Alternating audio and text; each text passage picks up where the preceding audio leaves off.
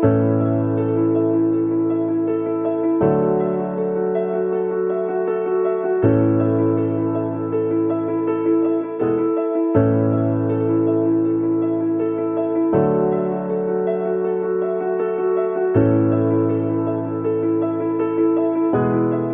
evening to India and a very good afternoon to Estonia and Netherlands. Hope everyone is safe during this pandemic. I am Ishika Mohanraj, a final year BCom student of Seshadripuram Evening Degree College. Welcome to the 58th International Webinar of Seshadripuram Evening Degree College. At the outset, I'm happy to inform you all that our Evening Degree College is celebrating its Golden Jubilee year. On behalf of our college, we congratulate all the stakeholders. Today's webinar is completely hosted by the students of Seshadripuram Evening Degree College. Therefore, I request everyone to kindly pardon us in case of any mistakes. Department of English, in association with Tallinn University, Estonia, Europe, and Vrije Universiteit, Amsterdam, Netherlands, is organizing this international webinar on Digital Humanities Session 17. Now, I request Vinay Sagar sir, Assistant Professor, Department of Commerce, to play a small video of our college. Over to you, sir.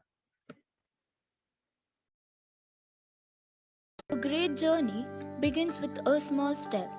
Proving this statement true, it all began in 1930 when two women, educational enthusiasts, took up a noble initiative. In the erstwhile posh locality of Seshadripuram, Srimati Anandamma and Srimati Seethamma started a primary school with 20 children. Now, Seshadripuram Educational Trust, under its umbrella, has 36 institutions. It all began with the educational visionary Sri K.M. Nanjappa, the then President of Seshadripuram Educational Trust. In 1971, which has been a landmark in the history of education for the working students by starting Seshadripuram Evening College. Our college started with the primary objective of imparting formal education to the quality and needy. The college is affiliated to the Bengaluru Central University. Being in the heart of the city, it has an easy reach and connectivity of imparting formal premises comprise the spacious building with good canteen, affiliated as library, Bengaluru business lab, browsing center, Wi-Fi facility, it has sports club, thus well equipped for all academic sports, co-curricular like NSS, NCC, YRC, etc. and extracurricular activities throughout the Wi-Fi facility, thus well equipped for all. The college organizes orientation program for freshers and guest lecturers to equip them. Extracurricular activities. As most of us are working in evening and studying in an evening degree college, it is very facilitative for us to excel in our jobs. Even though we are studying in an evening degree college, we are being provided many state level and national level opportunities to express our talents. Also, many cultural activities are being conducted. SEDC is engaged in various cultural activities throughout the year.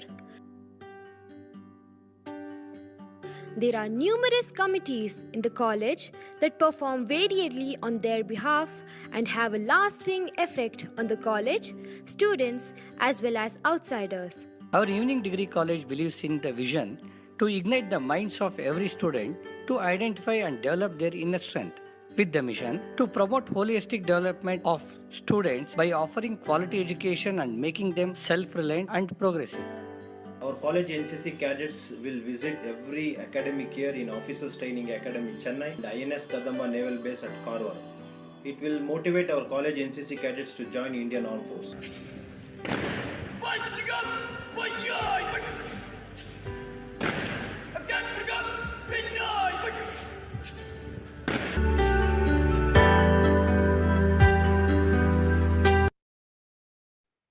Thank you, Vinay Sagar sir. Sorry for the connection issues.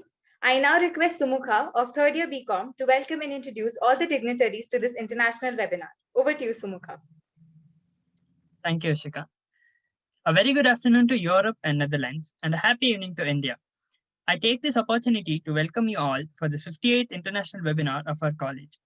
At the outset, I would like to thank all the office bearers of this great institution and welcome all of them. Now I would like to introduce and welcome today's first team speaker, Dr. Mila Oiva. Senior Research Fellow at the CUDAN Open Lab, Tallinn University, Estonia, Europe. Mila Oiva is a cultural historian enthusiastic about identifying patterns of transnational circulation of knowledge and ideas in a long temporal perspective. Her current ongoing projects are related to circulation of pseudo-historical narratives in the World Wide Web in the 2000s, newsreel production in the Soviet Union in the 20th century, and circulation of news in the 19th century. She works as a senior research fellow at CUDAN Open Lab at Tallinn University. Her most recent publications include, for example, Digital Readings of History, History Research in the Digital Era, Helsinki University Press 2020, US Montan in the USSR, Cultural Diplomacy and Mixed Messages. Palgrave Macmillan 2021 and Topic Modeling Russian History. In the Palgrave Handbook of Digital Russia Studies, edited by Daria Gritsenko, Mariel Weiermars, and Mikhail Kopotev, Palgrave Handbooks, London, Palgrave Macmillan 2021. Ma'am, on behalf of Seshadripuram Educational Trust, I welcome you for this webinar. Now I would like to introduce and welcome today's second theme speaker, Dr. Ianior Lehmanns, Professor, Faculty of Humanities, Art and Culture, History, Antiquity, Vrije Universiteit, Amsterdam, Netherlands. Ianior Lehmanns is a Professor of Cultural History at Vrije Universiteit, Amsterdam, and PI of NL Lab, a new research group on Dutch culture and identity at the Humanities Cluster of the Royal Netherlands Academy of Arts and Sciences, KNAW. Her research focuses on early modern cultural history, the history of emotions and the senses, cultural economy, history of knowledge, and digital humanities. She has published about the history of pornography, radical, enlightenment, cultural infrastructure, stock markets, and financial crisis. Her textbook on 18th century literature, Warm en Donder, Geschiedenis van de Nederlandse Literatuur, 1700 to 1800, was hailed in the press as a masterpiece. Often, her research triggers media attention. See, for example, the Financial Dagblad about her inaugural lecture in 2011, Journal Elsevier about her research on embodied emotions, NRC about digital humanities, Strove 1, wind trade and speculation, and her TEDx talk on making sense of finance. Ianior Lehmanns coordinates projects on the cultural history of finance, on early modern visual culture and the culture of violence, on the history of smell, olfactory heritage, and sensory mining, and collaborates in digital humanities projects. As coordinator of the Amsterdam Center for Cross-Disciplinary Emotion and Sensory Studies, Leemans organizes seminars and lectures on the history and workings of emotions and senses. As principal investigator of the Global Knowledge Society project, Leemans coordinated the working group Affective Economics, Knowledge, and the Market. In 2020, the volume of this interdisciplinary project will be published by Routledge. At this moment, Leemans is researching the history of stock trade and the cultural imagination of financial crisis. Ma'am, on behalf of Seshadripuram Educational Trust, I welcome you for this webinar. It is my proud privilege to introduce and welcome one more distinguished person who is presiding in this webinar, Shri W.D. Ashok Sir, Honorary Trustee, Seshadripuram Educational Trust, Bengaluru, India. Sir holds a master's degree in pharmacy specialized in the field of total parental nutrition. He served at the famous Al-Adin Hospital, Kuwait, for over 13 years. He is an honorary trustee of Seshadripuram Educational Trust. Sir is the backbone for all the events conducted in our evening degree college. Sir, on behalf of Seshadripuram Evening Degree College, I welcome you and request you to preside over this webinar.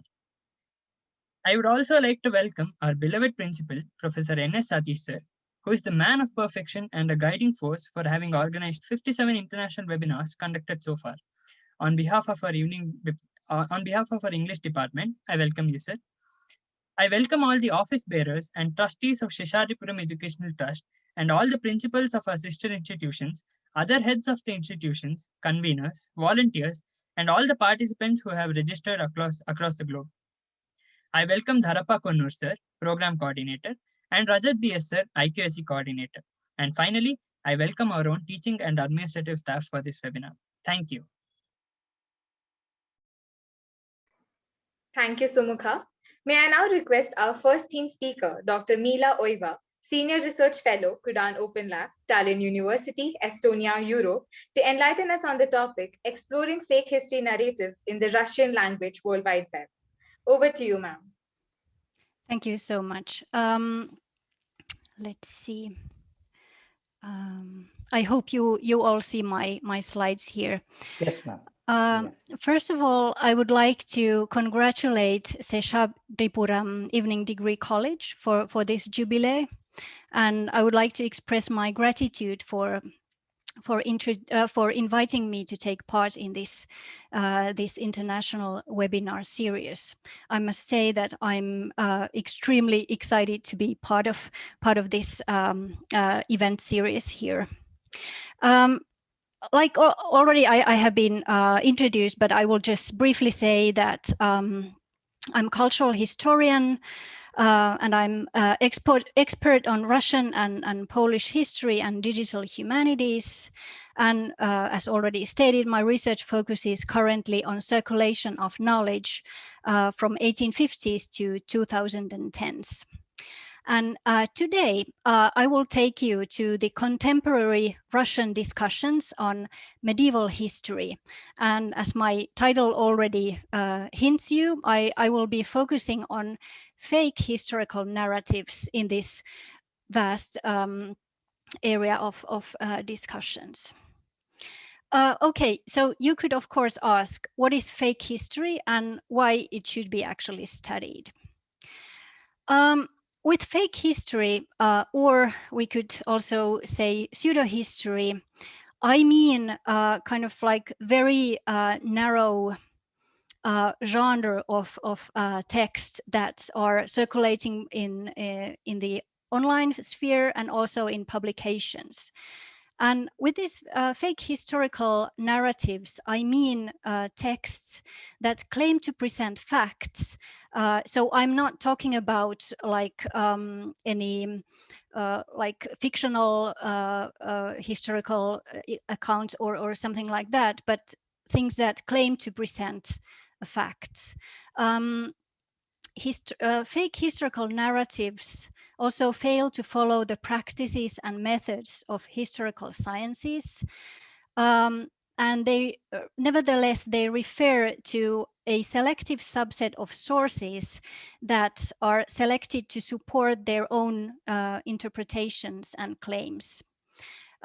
These texts and the authors are do not engage in peer-reviewed discussions or take into account the latest findings of the majority of the scholars.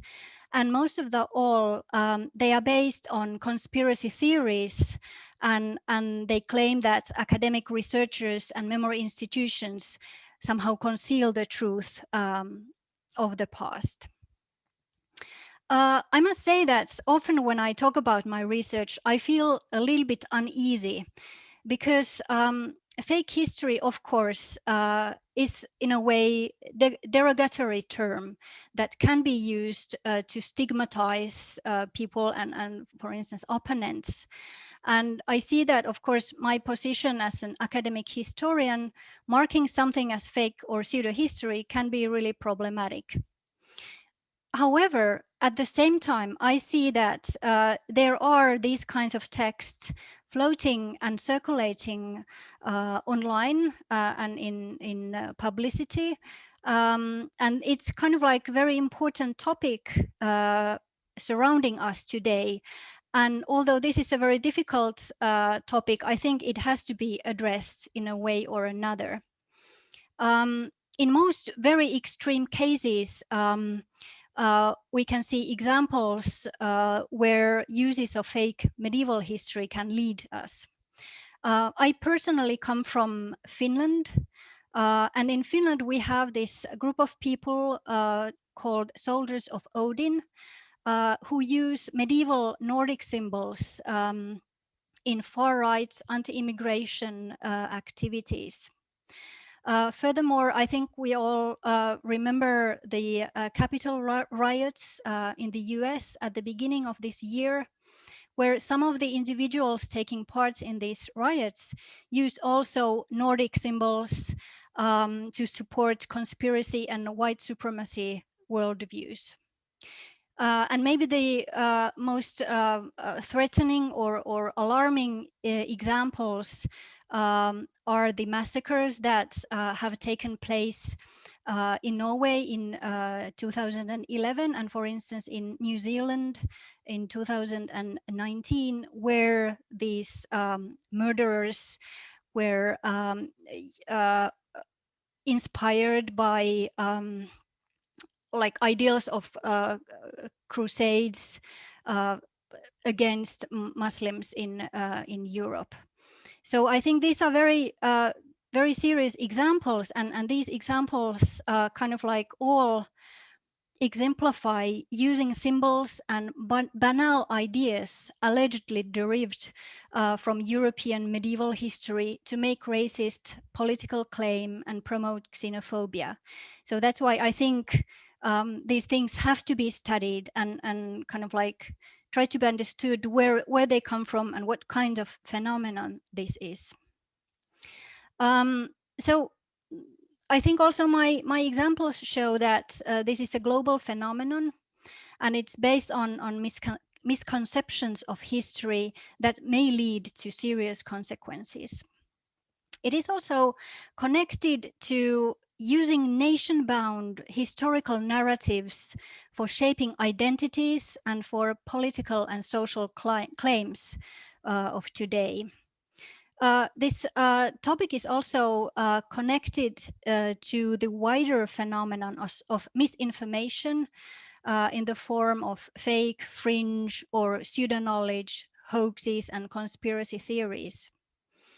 What also interests me here is that to look at how the uses of modern information technologies can amplify the speed of circulation of knowledge, and also of pseudo knowledge or fake knowledge.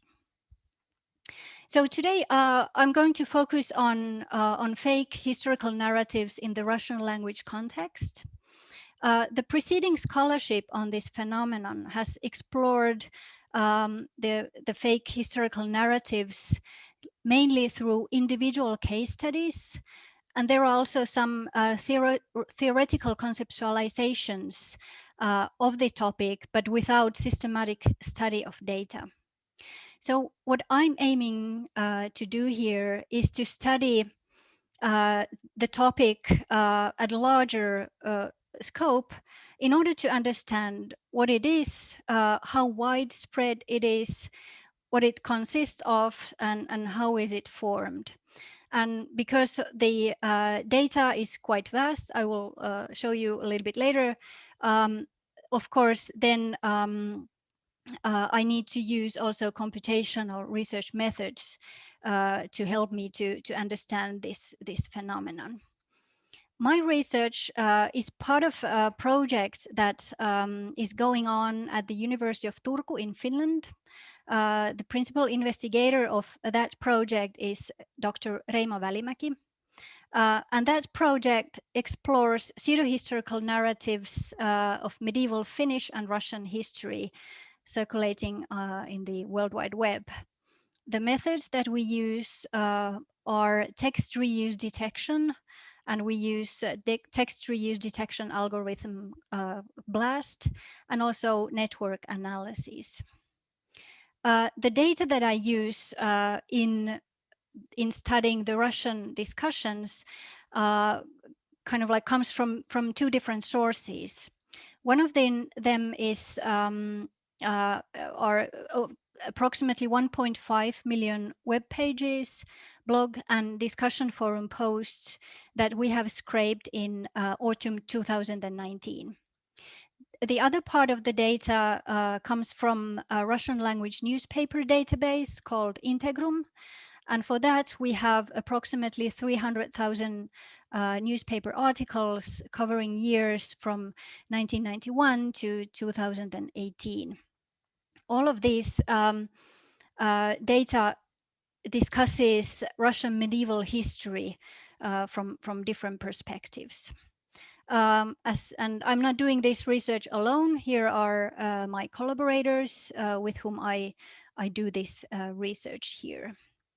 For the overview of the rest of my talk here, so now I will move on to talk more about what are the fake historical narratives like, what they consist of, and then I will briefly touch upon how do the fake historical narratives actually circulate, and then I will conclude with some concluding remarks.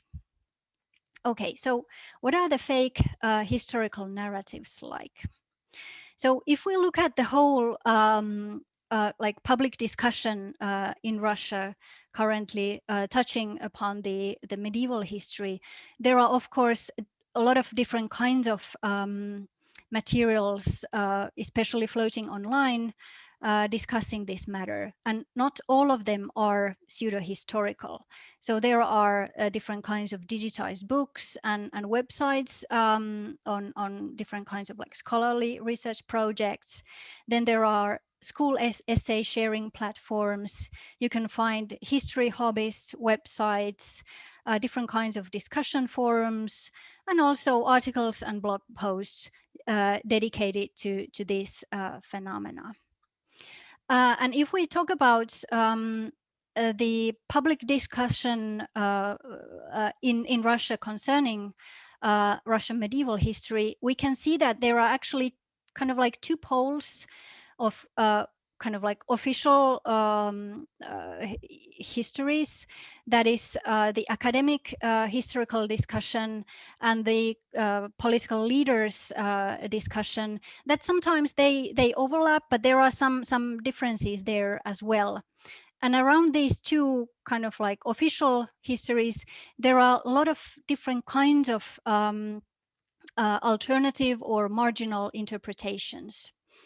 And in comparison to many Western European countries, the state officials in Russia are in kind of like have been during the past few years increasingly involved in forming the popular historical views that would support their policies. If we look at the kind of like the fake narratives in the margins, they are also not of one kind, but they are kind of like coming from different kinds of angles. So there are people or texts that are coming from or proposing neo-paganist approaches. Then there are websites and blogs of UFO believers. Then there are ultra-Orthodox groupings, conservative, patriotic, and right-wing extremists, for example. And there are also other groupings involved in this discussion. To give some few examples, here is one example of a fake historical narrative. This text is titled "The Forbidden History of Ruse," Rus referring to medieval Russia. Here, the main theme is that the author claims that the contemporary Russians are descendants of the Goths, and they have had a great state in the region already for thousands of years. And the Russians are not originally of Slavic origin, but they have just adopted this language. And what is interesting here is that this text is kind of like opposing the Orthodox Christian Church in Russia, and they kind of like see that that's the organization that has wiped away the memory of this Gothic culture in Russia. In comparison, the second example, titled "Another Look at the History of Rus," kind of like sees the Orthodox Christianity as natural part of Russian culture. However, here they propose that there has been an ongoing information war by the West against Russia already for centuries. And they state that the West propagates false information on Russian history with the help of Russian education system. And the motivation for this is that the West wants that Russians will not know about their glorious past, so that they will have low self-esteem. and that they will not be aware that Russians have actually been controlling a vast territory for thousands of years and possessing high technology. So as we can see, there are differences within these narratives, but there are also some similarities. And if we talk about like the generic features of fake historical narratives, we can say that they all somehow talk about or want to propose grand narratives of the glorious past of the nation. And it's quite evident that they are seeking for kind of like basis of identity, and there is a motivation to and desire to feel proud of their ancestors, which is of course understandable for all the human beings. But what is interesting here is that they kind of like see that somewhere in the past there is a moment of originality, that when everything was well and everything was as it is supposed to be, after which things changed and went somehow wrong, and now we should somehow get back to this moment of originality. They also see that nations are in a way unchanging entities with united soul, so that the nations or populations living 1000 years ago were the same as today. What is, I think, very concerning here is that they don't see nations as kind of like equals, but in this view, nations are unequal, and there is this need to show greatness of our nation and superiority to the others. And the greatness of a nation is measured by control of vast territories and other nations, possession of high technology, moral superiority, and length of history. So in a way here, a great past also guarantees a great future for this nation. Now, if we look at kind of like the approach of academic historical research on Russian history, there are a lot of differences. Like the scholars have shown that there are multicultural origins for formation of Russian state. And they also state that there has always been constant cultural change and movement of people also in the past. So the languages change all the time. There are cultural borrowings going on all the time. People move and exchange genes and so on. So there is no kind of like one fixed nation there. And the medieval populations were not the same as today's nations. Okay, so how do these fake historical narratives then circulate? As I told you, we have been using this text reuse detection algorithm that shows us which texts are copy-pasted within this realm and repeatedly appearing in different kinds of publications and blog posts and so on.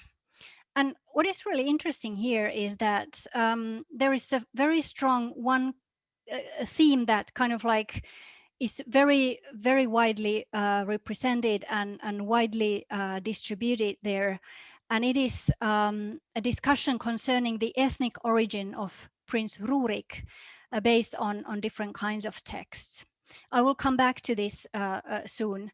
There are also other kinds of kind of like texts circulating, and there are also kind of themes that discuss the relations of the medieval Russia to the Muslim world, for instance. What is interesting when we look at this circulation of text, it is interesting that they circulate both temporally and also geographically. And the same text can actually be repeated in texts that I call as fake historical narratives, as well as also in kind of like the normal other kinds of narratives. I will give you some examples in a minute. So I will now concentrate on this narrative and discussion on the ethnic origin of Prince Rurik, both in Finnish and Russian web discussions. To refresh your memories on Russian medieval history, Rurik was a person that, according to the old chronicles, was the first ruler of Russia starting from the year 862. So he is considered as the first ruler of Russia. There has been debates over his ethnic origin already since the 18th century. The academic research is of the opinion that he was a Scandinavian Viking coming from somewhere in either from Sweden or in Denmark. But there are also speculations that are kind of like more pseudo-historical right now, that state that he was of Slavic origin, although he came from the southern border shores of the Baltic Sea. And all these speculations and discussions are largely based on the tale of the bygone years that was originally scripted down 1113. And of course, its reprints and interpretations and reinterpretations. This is an incomplete view of the repetitions of this text, but I wanted to show you that from the 12th century to the 16th century, this has been repeated on written text, on written chronicles. Then later, starting from 18th century towards 20th or 21st century, there are, of course, a lot of different kinds of translations and printed volumes of this text.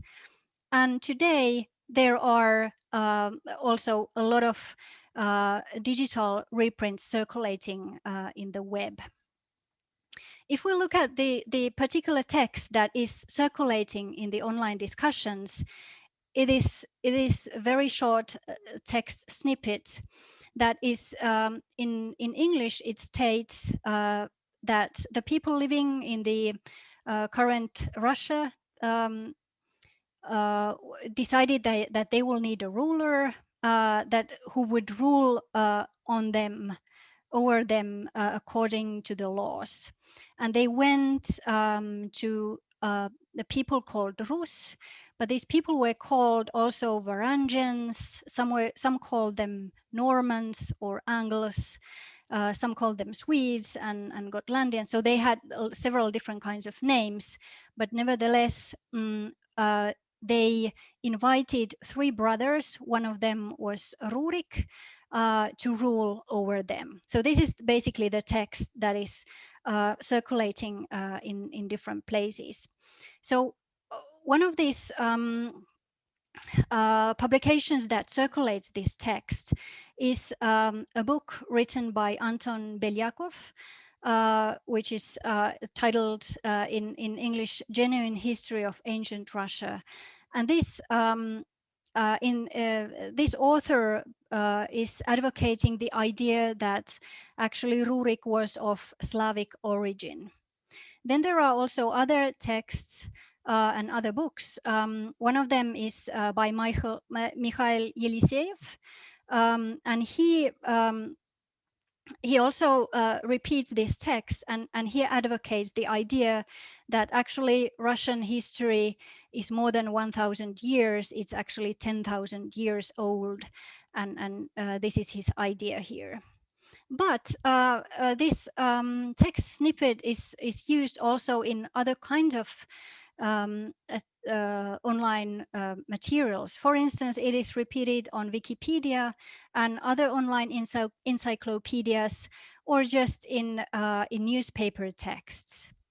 But then there are also blog posts also stating that Russia has like very, very long history, and this kind of like propagating more pseudo-historical views. So this was kind of like example of kind of like long temporal repetition of the text, and how there are different kinds of uses and of the same textual snippet. Now I will briefly conclude with the example from geographical circulation of discussions. And I will kind of like talk about how certain Russian discussions have been adopted in the Finnish online discussions. So starting from early 2000s, the DNA testing has become more and more popular among people as it has become accessible to many people. Also in Russia, they started a project where they wanted to explore the ethnic origin of Rurik with the help of DNA technology. And they tested supposed descendants of Rurik. And the initial results that were published in Newsweek Russia indicated that Rurik would actually be of Finno-Ugric origin, so not of Scandinavian or Slavic, but Finno-Ugric.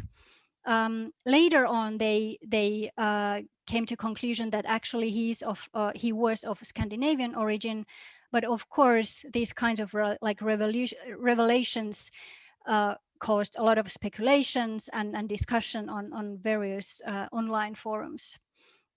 So here we can see a snippet of how Russian discussion that was published in Russia actually then spread to the Finnish blogs and discussion forums. And if you would know Finnish kind of like online environment, you would know that a lot of these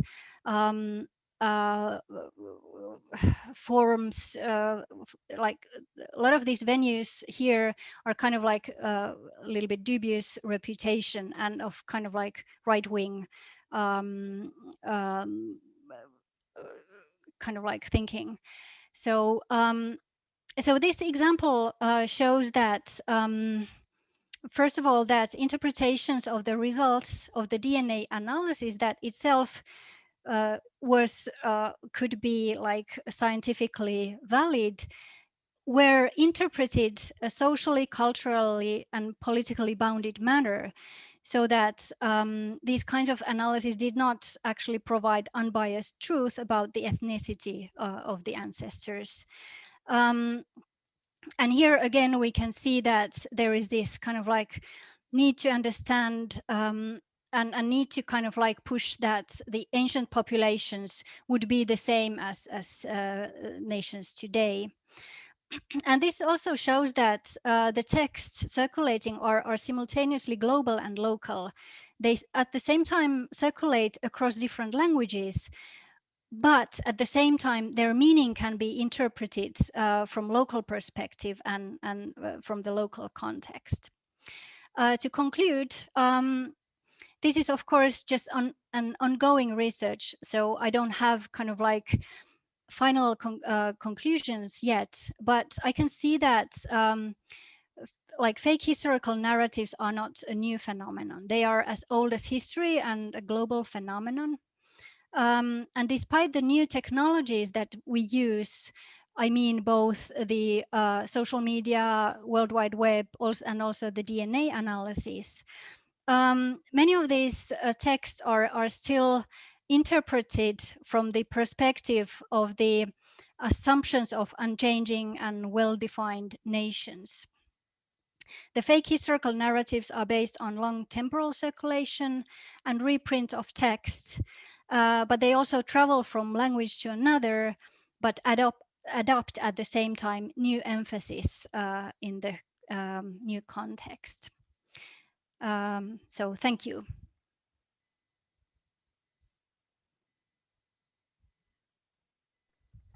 Thank you very much, ma'am, for your insightful theme address.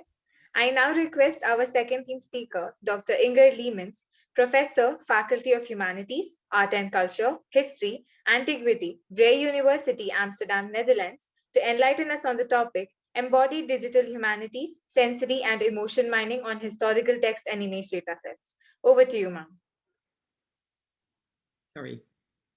My apologies.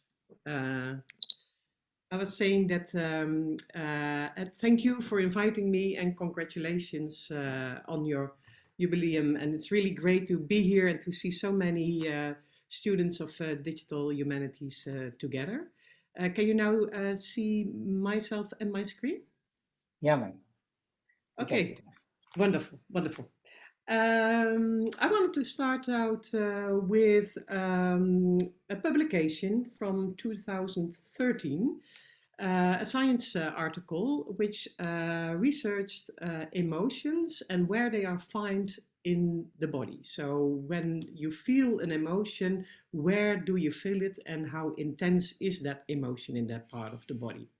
And the scientific group who have asked more than 700 people to locate emotions in the body and to color their intensity. And they concluded that emotions are culturally universal, categorical, somatopic matters. Well, that might be so, but I'm a historian of emotions. And together with a still growing group of historians, we like to take yet another perspective. Of course, emotions have a universal quality in a way. Love, anger, and fear are felt by humans all over the world, but emotions are also very culturally dependent, and they can change from place to place and from era to era. And since a couple of decades now, I think historians have become more interested in the history of emotions and in the history of the embodiment of emotions, or in the history of the senses in general. And you can see that in different places, centers for the study of the history of emotions have been founded in the 1990s and the years 2000 and later on. And I myself have founded the Amsterdam Center for Cross-Disciplinary Emotion and Sensory Studies. And thank you for my introducer to actually be able to say that whole complicated title perfectly. So in the center we do research from different, or we try to combine different disciplinary perspectives to tackle the problem of the culture of emotions and the senses. And if you look at the field, then specifically from historical perspective, there haven't been so many digitally informed researchers up to now. They're slowly coming around, and the last years they've been fastly growing. So when we started out with a digital humanities project on mining embodied emotions in historical text in 2014, I think it was already. We're sort of pioneering in the field, and that was a small project, and I'd like to tell you a bit about it. And then secondly, I'll tell you a bit about my current project, Odoropa, which started in January, which is a large European research project on the history and heritage of smell. So I'll talk about emotions and embodiment, and then I'll talk about sense and olfactory heritage. And please let me know if I will overstretch time, because I'm always so enthusiastic about my research, of course.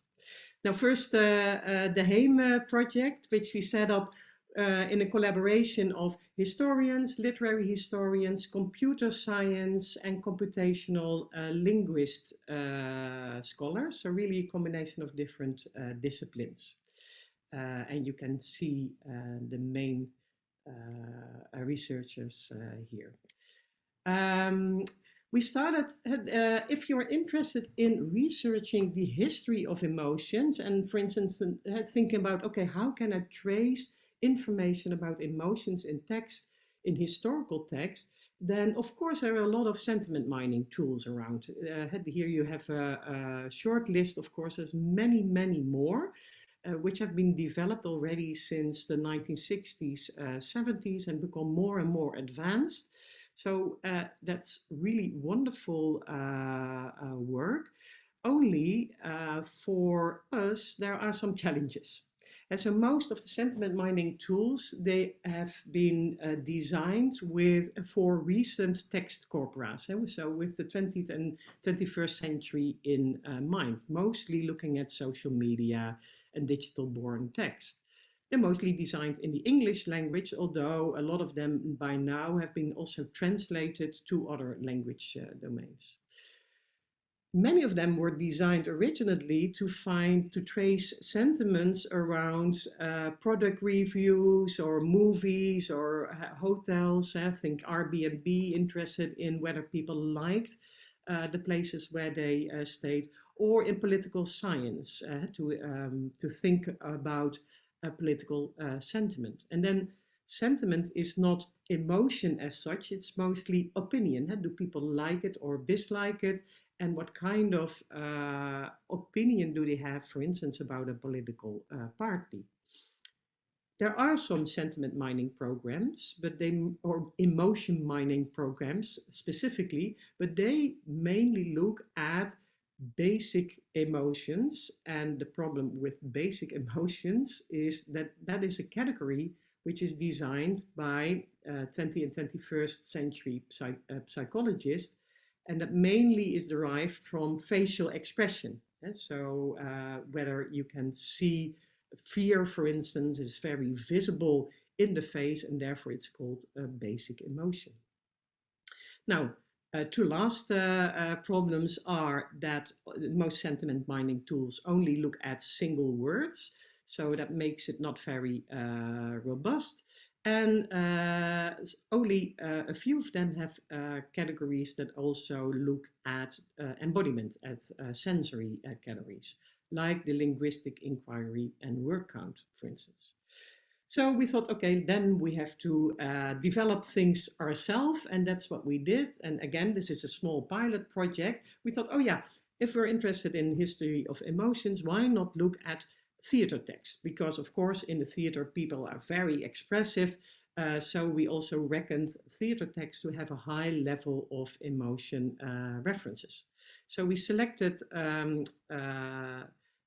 around 300 texts over different periods, and as I said before, I'm an early modern historian, so we looked at the 17th and the 18th century, which for Dutch history is a very important period, and also creatively a very productive period. So from the large corpus, we selected 29 plays for annotation. So if you're innovating in a certain field, you can't just take a tool and then throw it over text. You really need to sort of learn the computer what it is that you aim to find. And that's really wonderful, because I don't think that I've ever had such an invested reading time while doing digital humanities research. And that might seem paradoxical, but working with digital techniques really forces us as humanist scholars to read and be very precise about the categories that we aim to find. Now, for instance, we were very ambitious. We wanted to find a lot of different things. We wanted to find emotions. We wanted to find body parts, to see where emotions are located, in what body parts. But we also wanted to find bodily processes. What are emotions doing when they move the body? Do people sigh? Do they blush? Do they tremble from hate or jealousy or shame?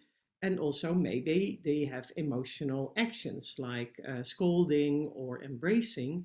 And we even wanted to find body sensation. So the early modern period is invested in humor theory. So we expected people to talk about emotions in terms of bitterness and cold, and different humors had different bodily fluids in the human body.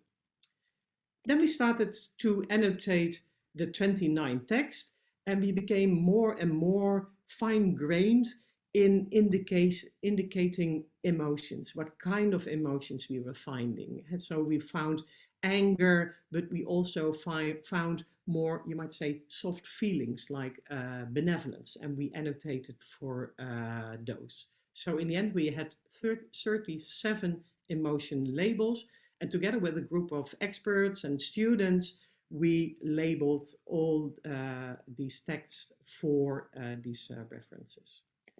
Now, and then came the agreement scores, and those were a bit disappointing because you can imagine, and again, this was my first project, that if you're so ambitious and you have so many categories, that it's very hard to find agreement, and specifically for concepts that might be a bit vague, like bodily process. So in the end, indeed, only emotion and body part were sturdy and robust enough to feed to the computer to train itself with. Whereas with bodily process and emotional action, we really didn't find enough agreement to see that as a base for the second phase. So we dropped them, although we kept a nice vocabulary of bodily processes from the 29 text, which I still can interpret as, but then through more traditional means. So then the computer analysis part could start. We trained the computer on basis of the annotation data, and that worked. It was quite precise. The predictions were statistically sound enough so we could proceed. And in the end, what we found was that the computer traced over these 300 texts, or 279, I must say, that 20% of all the sentences were had emotional expressions in them. And that when a sentence has an emotional expression, of those sentences, around 20 to 25% is embodied. So there's a mention of a body part in the vicinity of the emotion. And what you could see is very interesting, that that percentage of embodiment drops over time. So if you are in the beginning of the 17th century, a lot of the more of the emotions are embodied. And if you go later to the 18th century, then emotions are talked about, but not so much expressed in terms of embodiment. So we're losing their sensory aspect, you might say. What we also found was, of course, that these 37 emotion labels are quite a lot. So if you have more, of course, they become less representative because you can only find small percentages of the emotions. So in the end, we ended up clustering emotions and feelings again to get more robust data out of it. Although, as you can see from the table here, there are some interesting findings for us. For instance, that love and sadness and fear are very dominant categories all over the three periods. That a lot of the emotions are quite stable over time, but that we see a transition from what we would call the passions, so really fierce passions like vindictiveness and anger, to more sentiment type of emotions, like happiness, for instance, is really coming up in the 18th century. And that more self-reflective emotions such as shame and remorse and pride and honor are dropping from the picture. Now, honor might be an interesting example to think about, and I don't think that any of the sentiment mining or emotion mining models would ever count honor as an emotion. But in the early modern period, honor was an emotion, you could say, because it was fiercely embodied and was really essential to the human affect system. So there already, these historical digital humanities projects might help to criticize or enrich, you might say, the existing sentiment models. Also, for instance, the fact that love is not even in the list of basic emotions of, for instance, Paul Ekman, because love is harder to sort of trace in facial expression.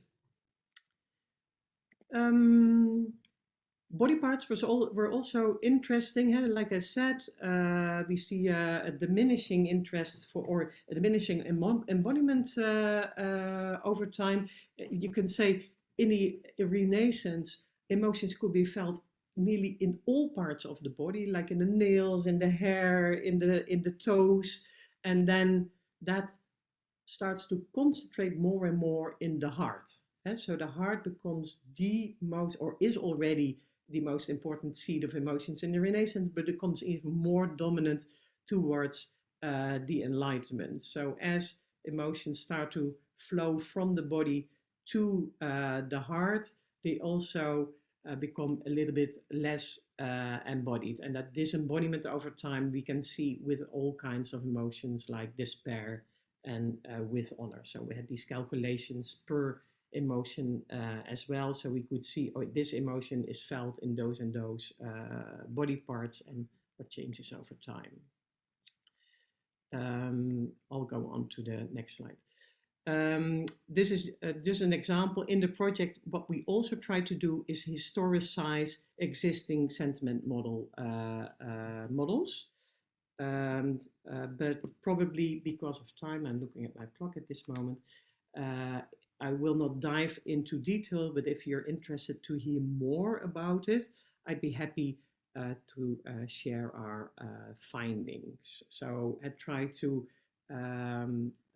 adapt. We chose Luke because it was designed by psychologists interested in text, to adapt that to 18th century and 17th century text. But I'll skip over it because I want to come to a conclusion for this first part of the lecture and then move to my second part. So I hope that you agree with me that we could conclude that Heem is indeed a reliable model for tracing embodied emotions in text, in Dutch text of course. And that it is more precise than sentiment mining tools. We also made a comparison between the historical look and the Heem model. And of course, we traced more sentences and not only single word searches with Heem. So that's more precise. And it also is more apt to find embodiment in text. Of course, this was only a small project and we only looked at theater text. So the next step really would be is to pick up that model and then to have it operate on different data sets, and also, of course, try it out for different languages, because the Dutch language is only a French language. And if you want to read more about it, then you can find a reference to one of our publications here, and the data is also on GitHub, so you can play around with it. Now I'm in the lucky position that I can indeed take up Heem and use it in my next project, namely the Odoropa project. And Odoropa is a Horizon 2020 project about olfactory, which is scent related or smell, heritage and sensory mining.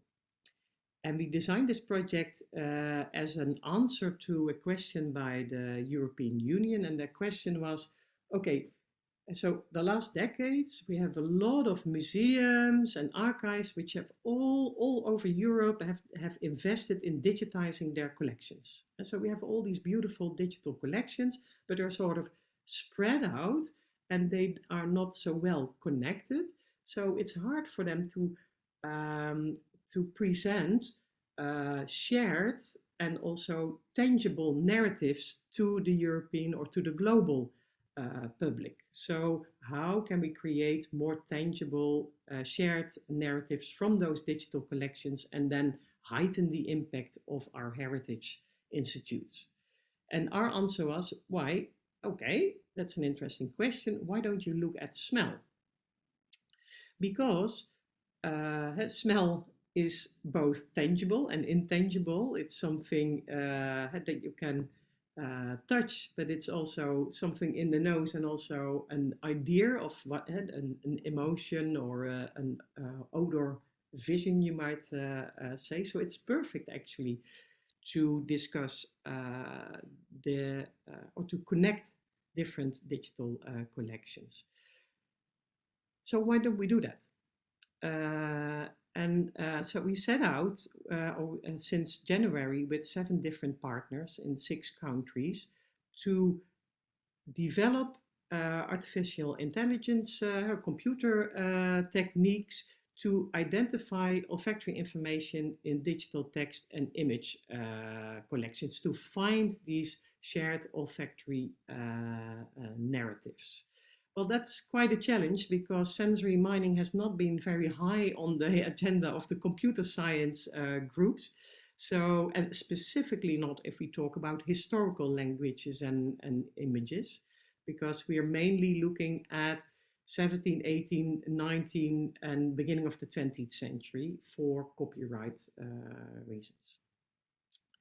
Now, we want to do that to show that olfactory heritage is actually an important issue and that it should become more part of our heritage policy making. I don't know how in your cultural realm smell is regarded, but in a lot of European countries we tend to forget about the importance of our olfactory environment and also of our olfactory practices. And think about religious practices, but also think about the fact that we're now not in the office anymore and we miss out on a lot of shared sensory information which give meaning to who we are and what we do. Together with these partners, those are the academic partners, but we also have a lot of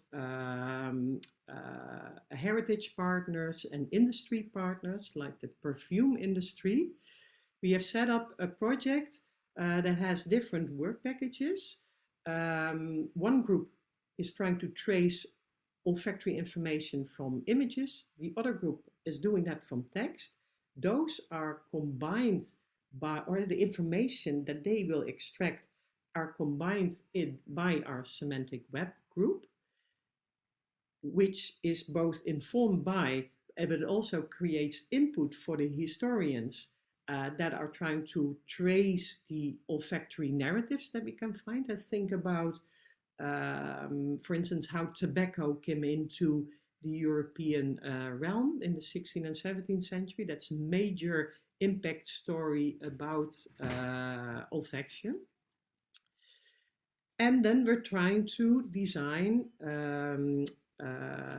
together with museums and with heritage sites, we're going to recreate some of the smells that we find that have been important for our history and heritage and bring those back to the nose of the public. So think about you walk around in a museum and you get a device like this and you can put it and smell while you're watching a painting which has one of these olfactory objects on them, a pomander, which is like a olfactory jewel from the early modern period. For that, we also make use of olfactory heritage science techniques and chemistry expertise. So that's a whole patchwork. I'm not going to bore you with it because it's quite a lot. In the end, we want to curate. There will be a demonstrator where people can actually reach the old olfactory languages and images from the past. And we also will curate those in an online encyclopedia of smell heritage. Now, as I said, it's quite a challenge to design these computer science techniques because there are no specialized data sets. We need to collect them first, and then we need to train the computer to find olfactory information in, I'm going to skip over this slide, in images by indicating, okay, this is a smelling nose, for instance. We see a nose, it's close to a rose. So that might be an indication point that this is indeed a smelling nose and not just a nose in a face, and to try to capture odorant objects from images. So that's one challenge. The other challenge is to find that comparable information in text where a lot of smell events are discussed, and also the emotions that are connected, or the sensitivities that are connected to those smells. So at this moment, we're designing an annotation scheme to start tracing olfactory information in text. And we're going to look at these issues, you might say, or qualities, like what is the source of the odor, but do people text indicate that it's a fresh odor or a fragrant or a stinking odor, whether it's intense, yes or no, who is smelling, and what noses are talked about in text. And specifically, we're also very interested in location. What were the fragrant or the most smelly places of the past? Are we able to extract that information from text? Like I said, this is happening right now, and we're starting our first conversation. So I can really imagine that it will take some adjustment also over time, and then we have to be a bit more humble than the ambitious scheme that we set up at this moment. Our text mining group is already trying to mine n-grams and see how we can compare different languages, because that's also really a challenge. We're going to have a sensory mining model over 7 different languages: Italian, German, English, Dutch, Latin, for instance, Slovenian text as well. How can we translate from one odorant to the other, and are smell terms comparable in different languages? How do you group all this olfactory information? That is the challenge for our semantic web group, and that's really an interesting challenge, because of course chemists and perfumers have tried to map and create scent families or indicate scent families. But we're looking at history. We're not only looking at fine fragrances, we're also looking at the stenches of the canals, for instance. So what kind of taxonomies can we bring in to present, or you can say structure, the information that we collect in a knowledge graph? So that's what our semantic web group at this moment is trying to find out in designing a representation model for smell, and also to think about taxonomies and whether we should use current taxonomies or also historical taxonomies, because of course the way smell is talked about over time changes quite a lot. And this is an example of how complex things then can become when that representation model starts to live while it is fed by or informed by textual information.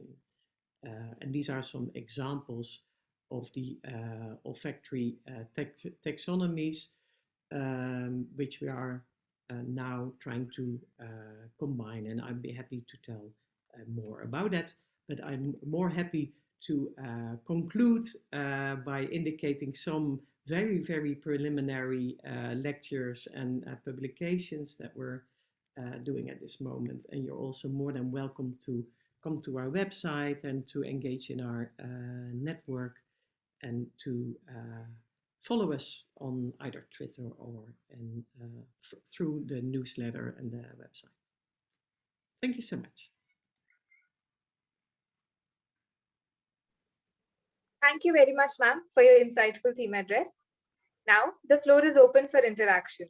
We will take up questions which we have received from chat box and the registration forms. I request Naga Sudha ma'am, Assistant Professor, Department of Commerce, to moderate the interaction session. Over to you, ma'am. Thank you, Ishika. A very good evening, respected speakers. Firstly, the question is to Mila ma'am. Ma'am, shall I proceed with the questions? Yes, please do so. Okay.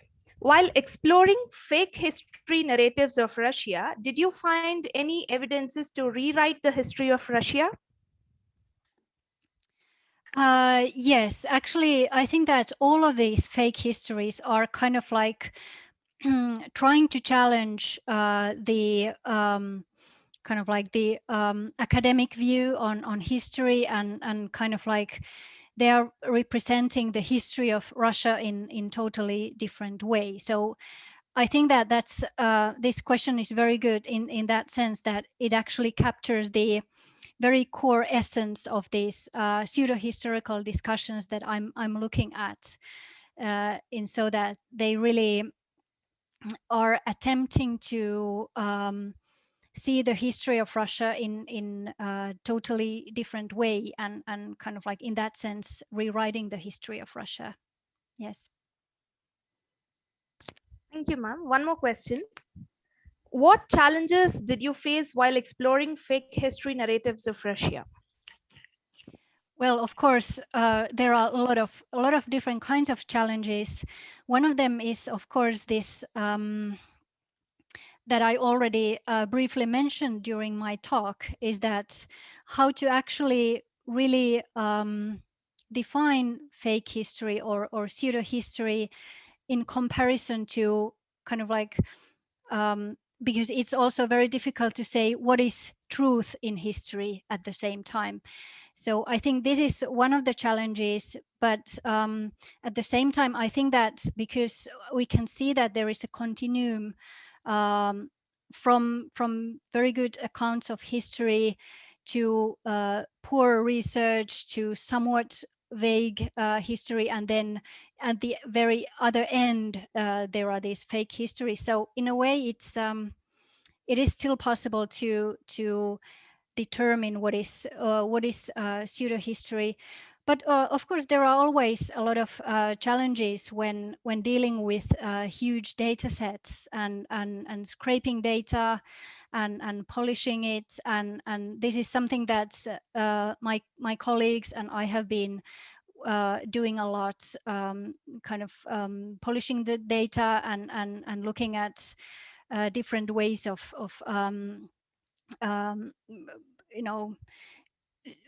doing that so that it will be kind of like possible to run, for instance, through this BLAST algorithm. But then, of course, one of the things that I still think that are challenging to me and I still need to address is to kind of like really think through how the actual phenomenon of fake history is being represented in the popular discussions, and what are the right methods for really capturing that. So in this talk, I did not talk about how we have been looking at the hyperlink networks and what kinds of views on the popular discussions they reveal. And I still think that there are even more kind of like methodological things that I still need to think through, because of course this is something that is kind of like these are new methods for historical research. And at the same time as we are doing this research, we are also exploring and testing methods and trying to think through what are the right ways of addressing these questions and asking, trying to find answers to our research questions. Thank you, ma'am. Now the questions for Leemans, ma'am. Ma'am, shall I proceed? Yes, please. How does embodied digital humanities help sensory and emotion mining? How does digital humanities help sensory and emotion mining? Was that the question? Yes, ma'am. Yeah, so it enables us to trace olfactory information and information about the history of smell over so many more decades and cultural realms, and also to then being able to compare between different countries. If you look at the field of the history of smell at this moment, which is of course not the largest research field in the world, but it's growing. Most of the books have been written from a national perspective, and they all sort of start with the same kind of stories that are very comparable, but are mostly narrated within the perspective of the nation. Whereas smell, of course, crosses crosses borders very easily, and what I hope to do actually in the end of the project is also to rethink the traditional periodizations and limitations, you might say, or the national, international limitations of history research. Through, if you think about historical development, through the lens of olfaction, what then are the most important periods? How would they disconnect from classifications like Renaissance, Enlightenment, and the Age of Revolutions, or things like that? So I think computer science is really, really not only helpful, but also necessary to tackle such an ambitious question about European or global developments. Thank you, ma'am. One more question. Are you happy with the funds of digital humanities? Yes, I am. In the Netherlands, we've been developing digital humanities techniques for a while now, and also making combinations with, for instance, industries and companies, which also partly help to fund it. And the European Union has quite a lot of goals that are they have goals about cultural heritage, but they also have goals about the digital world and about challenges of the third industrial revolution, how we can develop computer programs that are, for instance, also more attuned to our human existence and our human values. So yes, I think there are a growing amount of possibilities for us to tap into funding, but there might be large differences, of course, between India and the UK and the Netherlands. And it's also what I found with specifically my junior students. It's sometimes very hard for us, especially if you write an individual project which has a digital component, to convince people that it's doable and that the methodology is sound, because so many of our colleagues have not worked in digital humanities. So it's very vulnerable for, let's say, less informed reviews and comments and concerns. Is this actually doable? Will it give us new perspectives? And then the proposals are sort of swiped off the table. So it's a bit of a paradoxical situation where the opportunities are growing, but we still also face a lot of anxieties and ignorance, I think, to really be able to have a convincing story for everyone. Thank you, ma'am. As Yes, we are running out of time, yes, sir. Can we conclude the Q&A here only? Yes, sir. Sure, sir. This is all from Q&A session. Over to Ishika. Thank you very much, respected speakers, for answering the questions of the participants. And also thank you, Naga Sudha ma'am, for moderating the interaction session. A small announcement before presidential remarks. We will now send the feedback form link in the chat box as well as to your registered email, which will be active for the next 48 hours. Kindly fill the same and send back for e-certificates. The e-certificates will reach you within 7 to 10 days. Very shortly, we will meet in one more international webinar of our evening college, which is on 18th of this month, that is tomorrow, which is Kannada Chintana Male Nalaku Jaina Sahitya on the topic Jaina Sahitya Darshana in association with Samskriti Sangama Sahitya Seva Pratishtana Bengaluru and BVNAC Communications Toronto, Canada. Now, I request Sri W.D. Ashok Sir, Honorary Trustee of Seshadripuram Educational Trust, to render the presidential remarks. Over to you, sir. Thank you, madam. A very good evening to all the participants and good afternoon to the theme speakers. I, on behalf of Seshadripuram Evening Degree College, from the Department of English and in collaboration with Tallinn University, Estonia, and also University Amsterdam, Netherlands, in organizing this international webinar on Digital Humanities Session 17. And I just want to thank the theme speakers, Dr. Mila Oiva and second speaker, Dr. Inger, for communicating with the participants in such a beautiful way on the theme subjects. I just want to say that today's, whatever the speaker has said about the first speaker, Dr. Mila, has said that how the fake news, how it has to be encountered, what are the tools that can be taken up. I just want to say with the rising technology, the ability to gather data has become faster and cheaper over the last decade. This has led to an increasing amount of routinely generated data, and advances in the digital technology and biostatistical tools to examine and interpret this has become much more easier for everyday users. So with the technology going ahead and the cheaper the technology, the more interpretations of different ideas are coming from different people. So how the curbings have to be done, Dr. Mila has given in our own way from the Russian point of view. So I just want to correlate some of the things from the Indian point of view, as well as what she has already said. I just want to compare it.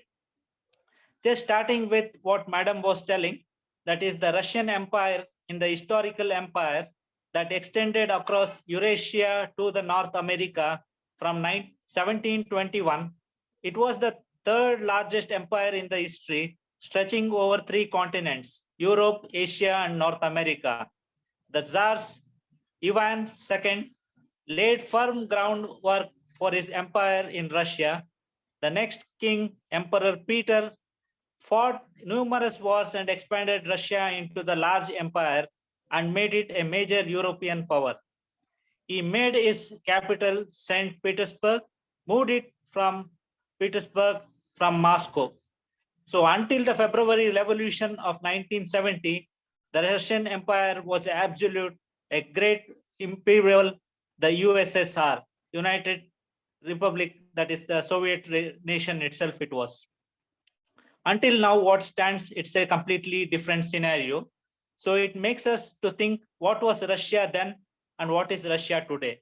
As Madam has said, it can be twisted in many ways, and the people who have twisted it also, she has told it, how the fake news has been spread and how the people have been brought to these conditions in many of the things. I just want to correlate Dr. Mila's fake history or the pseudo history, what she has said. Doctor has welcomed the history and as part of the culture and that of the country. She has said that history is a part of the culture of that country. So at the same time, she has revealed about the Nordic history and the death during those periods which have happened in those areas, and how the Russian language has influenced the people, and how for today's medieval Finnish and the Russian web pages are doing what has to be done, and how she has collaborated with these web pages are also given.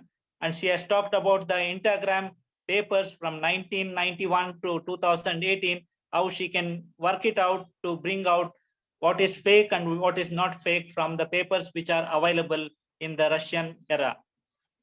Similarly, I just want to say that from our Indian text point of view, I just want to correlate one sentence, which is from the textbook of 12th.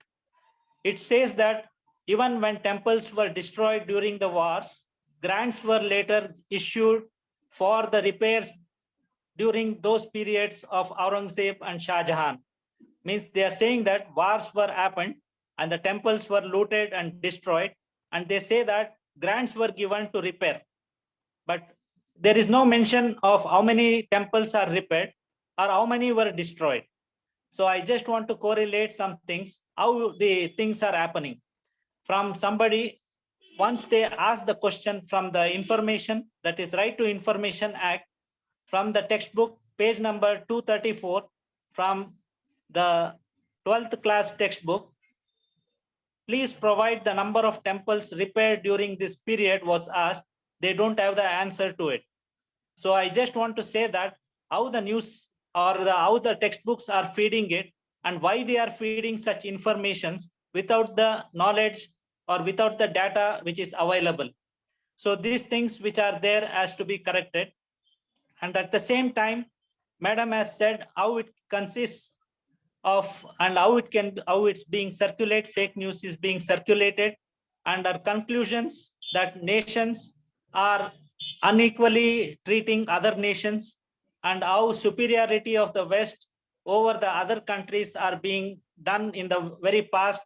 I just want to correlate some of the things at the same time. And at the same time, I just want to say, Dr.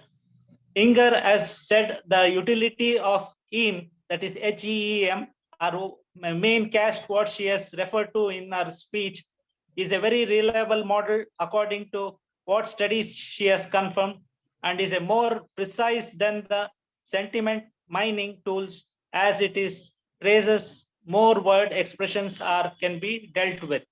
I just want to relate one of the other things from the Indian history so that doctors can go through it, and if they can bring about more light using this subject also, I just want to give them some of the things during the British era, what has happened.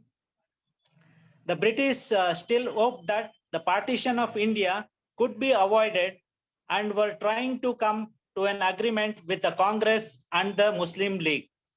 In a statement on May 16, 1946, a British cabinet mission proposed a plan for the formation of an interim government composed of representatives from the Congress, the League, and other forces. This plan gave the Congress one more seat than the League, that is the Muslim League. After weeks of discussions, the negotiations, on July 29, 1946, at the prompting of the leaders from both the parties, it was not coming to any conclusions. So it was again, the Muslim League adopted a resolution rejecting the May 16th plan and called on Muslims throughout India to observe a direct action day. I just want to bring this because nowhere have they discussed in the Indian history about the direct action day and how many were killed during those periods. They have completely avoided this matter from the Indian public itself. This is also called as the Kolkata Riots of 1946, a year before the independence of India. Also known as the Great Kolkata Killing, where within the 4 days of massive fighting, around 5,000 to 7,000 Hindus were killed or 15,000 wounded between August 16th and August 19th of 1946. These riots are probably the most notorious single massacre during the 1946 that year, during which large scale of violence in the parts of Calcutta, today's West Bengal, has been occurred. But this is nowhere coming into the picture in the history. So like this, many fake or which is happening has been also completely closed from the history books, and a different picture is given. So even this, although it received its name very soon after the event, it remains a very controversial episode, and different views from interpretations it is being forwarded from the British point of view or the Indian point of view or from the Pakistan point of view regarding this incidents. While there is a certain degree of consensus on the magnitude of killing, That is, everybody says the killing has happened, but nobody says that why it has happened. So everybody says so many have been killed or so many has been wounded, but nobody comes to the conclusion why it has happened and what is the cause of that. And who has done it also, it's not being coming in any history point of view. So I just want to say how history is being turned and misinterpretations are being given. It happens even in this and other one also similarly, they say as Mopla riots, which has happened, which is nowhere in the text or in any news at all. And people are completely in unaware state. What are the things which have happened earlier in the history? So I just want to say that many things are happening in the history point of view, but it is not enlightened to the public at all. But today's discussion was a wonderful one from both doctors, Dr. Mila and Dr. Inger have given their point of view from their country point of view. But I would like to like them that there is more things which they can bring up from the country like India. They will get more subject matters where they can discuss it, and it will be more available from different continents. For example, it has a very vast history. India has a vast history, which is comprised, more of history is available in the British Library than in India. So they have a much more easy access in Europe. So they can bring out more light what has actually really happened. And the texts are there in a much more viable way. I hope they will take a much more feasible approach towards India and bring out the real facts what has happened in the coming days. Thanks to all the participants and the theme speakers who have given a wonderful insight in their respective speakings or the themes what they have come up. Thank you. A very happy evening. Thank you, sir, for rendering the presidential remarks. I now request Prerana of third year BCom to propose the vote of thanks. Over to you, Prerana. Thank you, Ashika. Good evening, everyone. It is my proud privilege to propose vote of thanks on behalf of Seshadripuram Evening Degree College on this occasion. At the outset, I thank Tallinn University, Estonia, Europe, and Vrije Universiteit, Amsterdam, Netherlands for associating with us to conduct this international webinar. I would like to express our sincere gratitude to our first theme speaker, Dr. Mila Oiva, Senior Research Fellow, CUDAN Open Lab, Tallinn University, Estonia, for rendering a theme talk on exploring fake history narratives in the Russian language World Wide Web. I'm humbled and grateful to you, ma'am. I would also like to express our sincere gratitude to our second theme speaker, Dr. Ianior Lehmanns, Professor, Faculty of Humanities, Art and Culture, History and Antiquity, Vrije Universiteit, Amsterdam, Netherlands, for rendering a theme talk on Embodied, Digital Humanities, Sensory and Emotion Mining on Historical Text and Image Datasets. I'm humbled and grateful to you, ma'am. I express our sincere thanks to Shri W.D. Ashok sir, Honorary Trustee, Seshadripuram Educational Trust, for rendering the presidential address. Thank you, sir. My special thanks to our beloved young and energetic principal, Professor N.S. Safi sir, who is the robust of our Seshadripuram Evening Degree College. Thank you, sir. I would like to thank Odoropa Project sir, Program Coordinator, Rajat B.S. sir, Coordinator IQAC, who have helped us to materialize this webinar. I express our gratitude to all the principals, conveners, and members of our sister institutions and other colleges, academicians, research scholars, students, and delegates across the globe for participating in this webinar. I would like to convey our heartfelt gratitude to Seshadripuram Evening Degree College for giving us, the students, this special opportunity to host this international webinar. We will forever remain grateful to our teaching and administrative staff for their constant support. Thank you, one and all. Thank you, Prerana. Once again, thank you, one and all. Principal, sir, can we conclude the webinar? Yes, ma'am. Thank you, Mila, ma'am, for joining with us. Thank you. Thank you, India, ma'am. Thank you. Thank you so much for this lovely occasion. Yeah. Yeah. Wonderful. Thank you, Ashok sir. Thank you. For the interesting remarks. We take them at heart, and we will plead very hard with the European Union to expand their scope to more international collaborations. Thank you so much. Thank you. Can we end the session, sir? Yes, please. Vinay Sagar, sir, please Yes, conclude sir. the session.